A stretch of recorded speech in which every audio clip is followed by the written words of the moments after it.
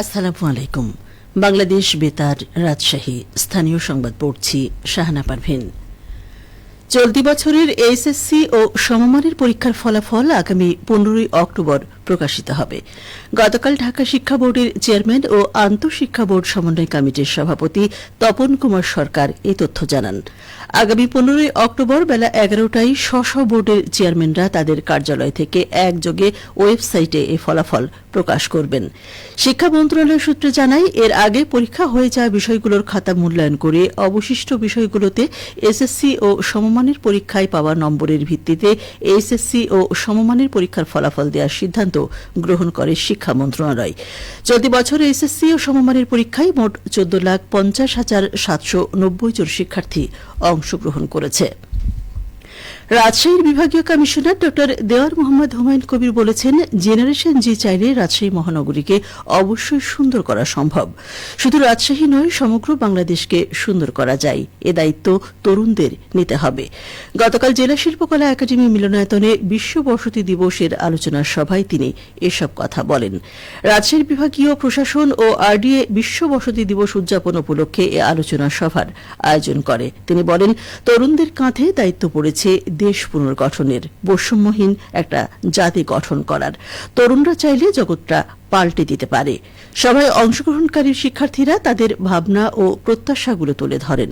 রাজশাহী নগরীতে বিনোদন পার্কগুলোতে স্বচ্ছ দেয়াল, পর্যাপ্ত খেলার মাঠ, পুকুর ও জলাশয় রক্ষা, গাছ লাগানো, মার্কেট বা বাজারে পর্যাপ্ত পার্কিং স্থান, চিকিৎসা, ফ্লোটিং আবাসের মতো বিভিন্ন নাগরিক সুবিধার দাবি করেন শিক্ষার্থীরা।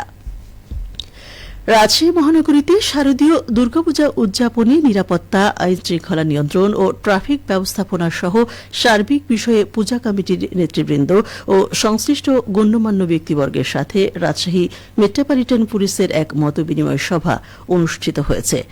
গতকাল নিজ সদর দপ্তরের সম্মেলন কক্ষে আয়োজিত সভায় সভাপতিত্ব করেন আরএমপির কমিশনার মোহাম্মদ আবু সুফিয়ান। সভায় পুলিশ কমিশনার নগরীর প্রত্যেক পূজা মণ্ডপের নিরাপত্তায় সিসি ক্যামেরা স্থাপন ও নিজস্ব স্বেচ্ছাসেবক রাখতে বিশেষ গুরুত্ব আরোপ করেন। তিনি বলেন, নির্বিঘ্নে পূজা উদযাপনে থানার অফিসার ইনচার্জগণ পূজা কমিটির সাথে সার্বক্ষণিক যোগাযোগ রাখবে। এছাড়া মহানগরীতে গোয়েন্দা নজরদারি বাড়ানো হয়েছে। গুজব প্রতিরোধ সহ যেকোনো প্রয়োজনে আরএমপি হটলাইন টেলিফোন নম্বর হচ্ছে 02-588-01351 অথবা মোবাইল ফোন হচ্ছে 01-3200-63999 নম্বরে তথ্য দিতে অনুরোধ জানানো হয়েছে। উল্লেখ্য, আগামীকাল থেকে 13 অক্টোবর পর্যন্ত হিন্দু ধর্মাবলম্বীদের 5 দিনের উৎসব শারদীয় দুর্গাপূজা অনুষ্ঠিত হবে।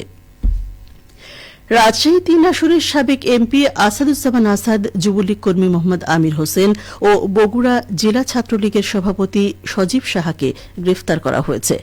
গতকাল আরএমপির অতিরিক্ত উপকমিশনার সাবিনা ইয়াসমিন এ তথ্য জানান। তিনি জানান, গত 19 জুলাই বোয়ালিয়া থানার ভুবন মোহন পার্কের সামনে বিএনপি অফিস ভাঙচুরের মামলায় আসাদুজ্জামান আসাদকে 6 অক্টোবর র্যাব সদস্যরা ঢাকা থেকে গ্রেফতার করে।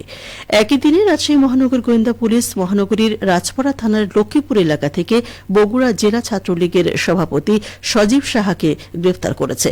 তার বিরুদ্ধে বগুড়া সদর থানায় কয়েকটি মামলা রয়েছে।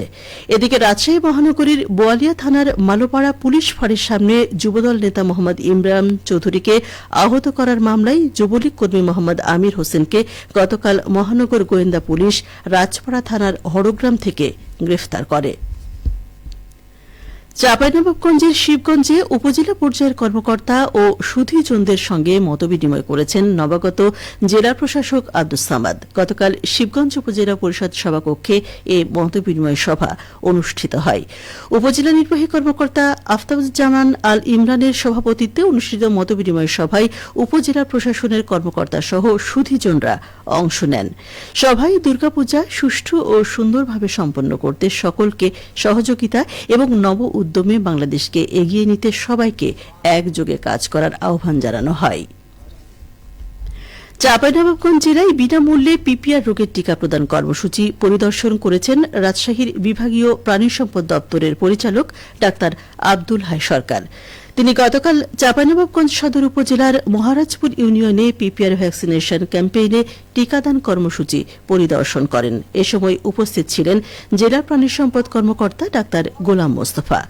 উল্লেখ্য, প্রাণী সম্পদ অধিদপ্তরের পিপিআর রোগ নির্মূল ও খুরা রোগ নিয়ন্ত্রণ প্রকল্পের আওতায় চাঁপাইনবাবগঞ্জ সদর উপজেলায় 1,60,000, শিবগঞ্জ উপজেলায় 2,23,000, গোমস্তাপুর উপজেলায় 1,33,000, নাচল উপজেলায় 80,000 ও ভোলাহাট উপজেলায় 45,000 ছাগল ও ভেড়াকে বিনামূল্যে দ্বিতীয় ডোজ টিকা দেওয়ার লক্ষ্যমাত্রা নির্ধারণ করা হয়েছে। গত 1 অক্টোবর থেকে শুরু হওয়া এই কর্মসূচি চলবে আগামী 18 অক্টোবর পর্যন্ত। সবশেষে আবহাওয়া। আজ দুপুর 12টায় রাজশাহীতে তাপমাত্রা ছিল 33.2 ডিগ্রি সেলসিয়াস। এ সময় বাতাসে আপেক্ষিক আর্দ্রতার পরিমাণ ছিল 66%। রাজশাহী পার্শ্ববর্তী এলাকায় আজ সূর্যাস্ত সন্ধ্যে 5:45। সংবাদ শেষ হল। আমাদের পরবর্তী সংবাদ দুপুর 2:05।